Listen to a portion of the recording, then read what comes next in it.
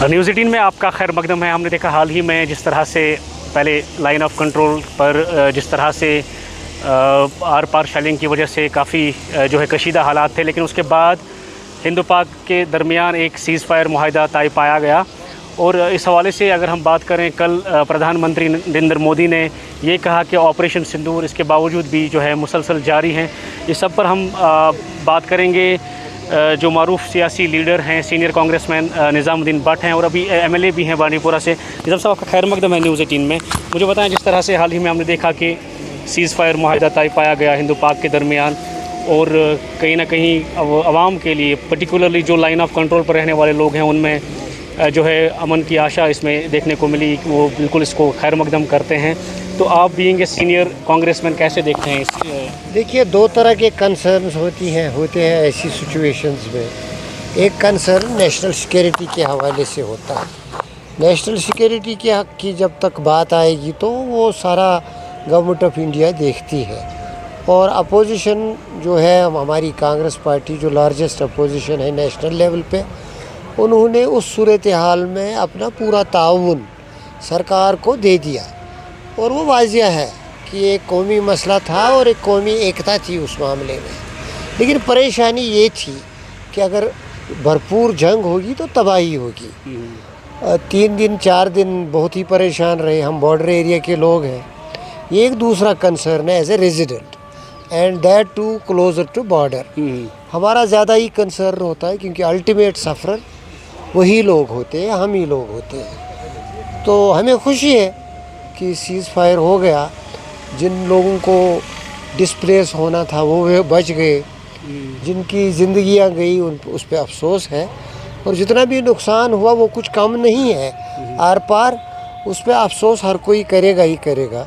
लेकिन एक आशा बनी है सीज़ फायर के बाद कि दो ममालिक एक दूसरे के साथ मसाहलाना तरीक़ा इख्तियार करके बुनियादी जो इस्तेहकाम है उसके लिए काम करेंगे, और जो दायमी अमन है उसकी तरफ से पेशरफ्त करेंगे। हमें नहीं मालूम कि किस तरह के मसाइल आड़े आएंगे अब भी। हाँ, क्योंकि ये कल वाला मसला है नहीं, ये कई दहाइयों से चला आया है और इसमें कई तरह की उलझनें हैं। उन जो सीरियस इश्यूज़ हैं which hinge on politics, diplomacy and security, both government and opposition will see that वो हमारा मामला है नहीं। वी रेस्पेक्ट देम और उनकी दानाई पे भी भरोसा है। और एज ए रेजिडेंट जो मैंने कहा, जो हमारा कंसर्न है वो ये है कि जंग ना हो, अमन हो। और जो कुछ अब हुआ सीज़ फायर के हवाले से एक उम्मीद बंदी है कि तरक्की, खुशहाली और बाहमी एकता का काम आगे चलेगा। इस तरह से उसके बावजूद भी कल भी हालांकि माइनर इस तरह के रिपोर्ट्स आए हैं सीज़ फायर वायलेशंस को लेकर के, और प्रधानमंत्री ने ये स्टेटमेंट दिया कल कि ऑपरेशन सिंदूर जो है वो बरकरार रहेगा क्योंकि टेररिज्म में बिल्कुल ज़ीरो टॉलरेंस बर रहे हैं। क्या कहेंगे इस हवाले से? जब दो सरकारें एक तरह का एग्रीमेंट करते हैं, वो इन राइटिंग हो या ज़बानी हो, पब्लिक डोमेन में यही है कि सीज़ फायर हो गया और हम खुश हैं। अच्छा, तो आपको लगता है कि इसमें देर पा अमन की कोई ये उम्मीद की जा सकती है? उम्मीद करेंगे, ऐसा करेंगे उम्मीद, क्योंकि अब तो बहुत हो गया।